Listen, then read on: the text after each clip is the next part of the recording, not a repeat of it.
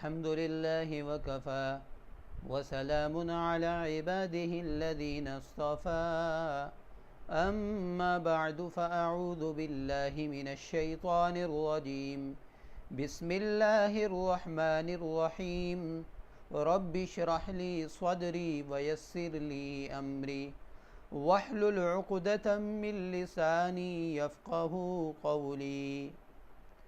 معزز سامعین اکرام، السلام علیکم ورحمۃ اللہ وبرکاتہ. آپ تمام حضرات کو روحانی اعمال میں دل کی گہرائیوں سے خوش آمدید کہتا ہوں. معزز دوستو، بعض دفعہ انسان زبان کی لکنت کی وجہ سے کسی محفل میں بول نہیں سکتا، بچپن کی بیماری ہوتی ہے یا بعد میں کسی کمزوری کی وجہ سے یہ بیماری لاحق ہو جاتی ہے، زبان میں لکنت آتی ہے. اور بعض دفعہ ایسا ہوتا ہے کہ آدمی کسی محفل میں اور کسی جگہ میں اسے بولنے کی طاقت ہی نہیں ہوتی، باوجود اس کے کہ اس کی زبان میں لکنت تو نہیں، لیکن وہ گھبراتا ہے، ڈرتا ہے، جھجکتا ہے، محفل میں بول نہیں سکتا. تو یہ دو باتیں ہوئیں، ایک لکنت جسے بیماری کہہ سکتے ہیں، اور دوسرا جھجک کہ معاشرے میں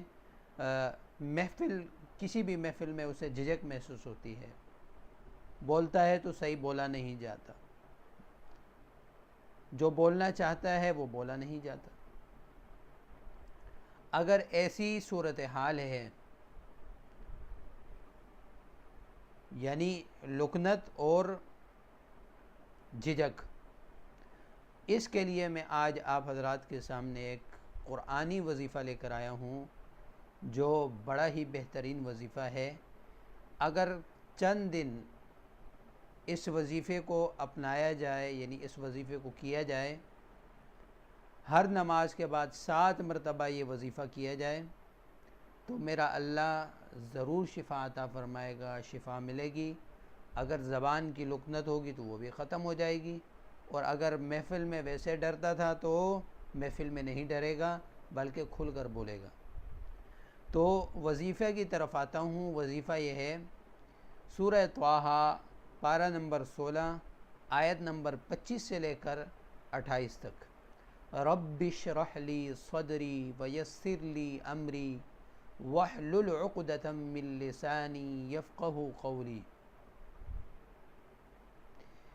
یہ وہ آیت ہے جو اللہ تبارک و تعالی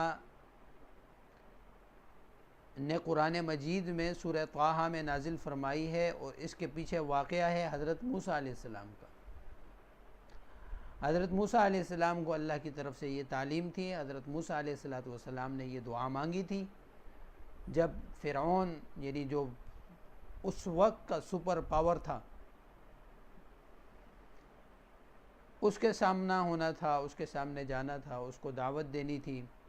اس وقت حضرت موسیٰ علیہ السلام نے یہ الفاظ اپنے رب سے کہے تھے، رب اشرح لی صدری ویسر لی امری واحلل عقدۃ من لسانی یفقہوا قولی. اے اللہ میرے سینے کو کھول دے، میرے کام کو آسان فرما دے، اور میری زبان کی گرہ کھول دے کہ میں ایسا بولوں کہ میری بات لوگوں کو سمجھ آ جائے، لوگوں کے دلوں میں بیٹھ جائے، میرے کاموں کو آسان فرما دے.